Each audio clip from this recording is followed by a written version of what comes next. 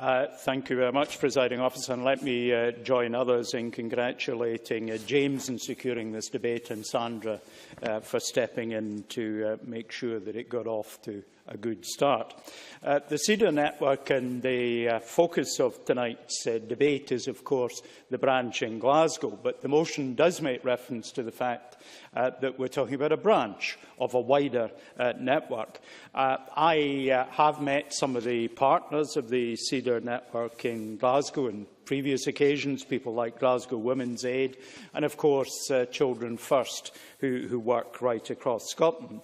And it's important that CEDAR and others have the opportunity of creating links with other organisations that can help. For me, of course, representing, as I do, a part of Moray constituency, where CEDAR has been active for some time, there are important parallels with what's happening in Glasgow and what is happening across the rest of the network in Scotland and in particular in Moray. But let me just start by making some general remarks. I think the issues we want to think about are what are the sources of violence that affect children. And I think there are a few that we might focus on, in particular mental ill health.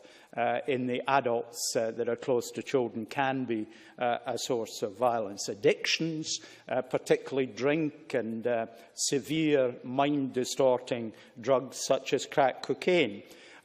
Relationships that come under stress, particularly through perhaps what I might describe as gratuitous promiscuity on the part of one partner, can lead to violence that involve children. And, of course, there are sociopathic conditions, which mean that some parents are not naturally fitted to the role that they find themselves in, and they need the support as well as the children.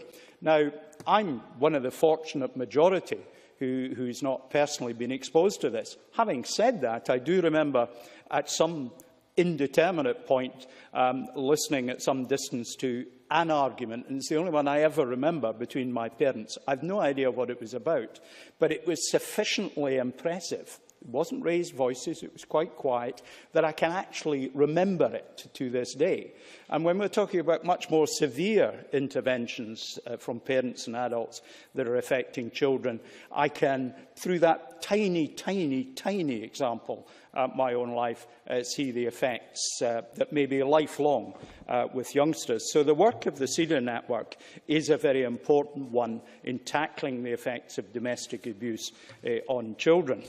In Moray, we've seen work that they are working with funding from the big lottery, working again with Children First, and they're a partner agency of Moray Domestic Abuse Partnership. And they're doing excellent work through a 12-week therapeutic group work programme for children and young people who've been exposed to domestic abuse.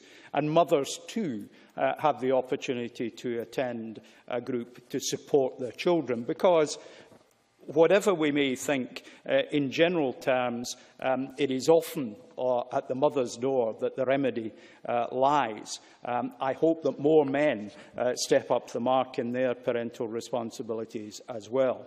But the reality is that we deliver a lot if we support the mothers. It is, of course, a group work model. It's adapted from work that came from Canada.